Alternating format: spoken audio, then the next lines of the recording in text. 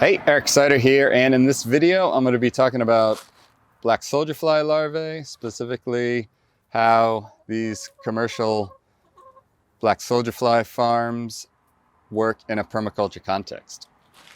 So this company, Grub Terra, reached out and asked if I would be willing to do a review in exchange for a pound of black soldier fly larvae. Normally I wouldn't really do something like this, but I'm trying to be better about supporting good intention, even if I don't 100% agree with the execution. They also gave me a coupon code discount, which I will give to you guys at the end. So we have a long way to go to get to where we want to be as a society, and there's going to be lots of imperfect solutions to get us there. Let's try to support positive action where we can. Some basic info on black soldier fly and the benefits of the larvae. So black soldier flies are found worldwide. They're pretty much innocuous at this point. They're a larger fly compared to the typical housefly. The main difference is that black soldier flies themselves feed on nectar, not decomposing organic matter, but the larvae are very ravenous and they get down on the food scraps. So the flies themselves are attracted to rotting organic matter because they know the larvae needs to get in there. And the larvae themselves are very high in protein and calcium. Good benefit supplemental snack for your chicken and poultry. Now, more importantly, product looks pretty good. Let's see if the chickens dig it. Here, chickies.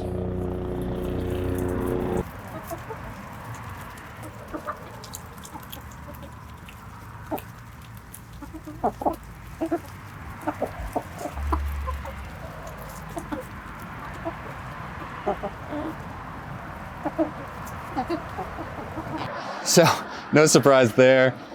Chickens enjoy it. Now, back to the permaculture context. As all things in permaculture, it comes down to an energy audit, energy in to energy out. The only way to be sustainable is to produce more energy than you are consuming. So how does the energy audit of something like this stack up? Well, unfortunately, I don't have any specific details on the production. I suspect it's going to involve a lot of transportation, packaging, marketing, drying of the larva itself. So there's definitely a lot of energy that could be renewable energy. So that would be one way to tackle it.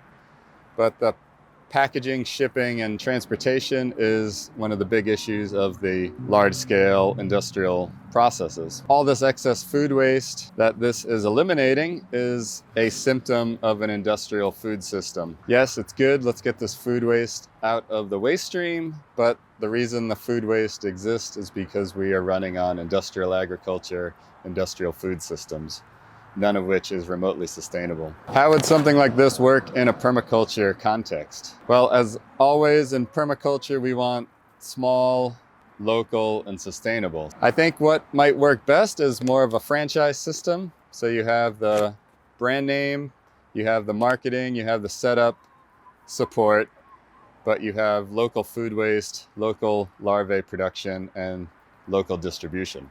There's many DIY versions if you want to create your own black soldier fly larvae, and you can even buy commercial farms online. Now, black soldier fly themselves only operate in the warmer months in a natural setting. Of course, in an artificial commercial setting, probably can get that going year round, but again, it's going to create more energy requirement. If you have surplus food waste, you could stockpile these guys for the winter. That would be an interesting supplement. But for me personally, I don't have any surplus food waste because I run the chicken tractor on steroids, which has the chickens and combined with compost production. So whatever the chickens don't eat gets wrapped up in the compost, and the compost is what keeps my garden in full production year round. If I did have surplus food waste that the chicken tractor on steroids couldn't process, then I think stockpiling for the winter would be an interesting idea. I mean, it is handy to have high protein, high calcium treat on hand, just in case. So who do I think this product is best suited for? Probably urban, suburban folks with a small flock of chickens who need regular supplements or even occasional supplements, or just want to have treats to feed your chickens. I think if you have a lot more birds or a lot more space, you can probably come up with a more economical solution yourself. It's not bad to have a bag on hand, just in case. I think I've gone over some interesting solutions on how we could bring this into a permaculture context. It's always good to support the right intention. We are a long way from where we want to be, so there's going to be a lot of imperfect steps to get there. If you want 10% off their website, you want to give these guys a try, you can use the coupon code GRUB10. I will leave that link below. All right, if you're also in need of permaculture t-shirts or permaculture consultation and design, links for all that will be below as well. Thanks so much for watching, and I will see you next time.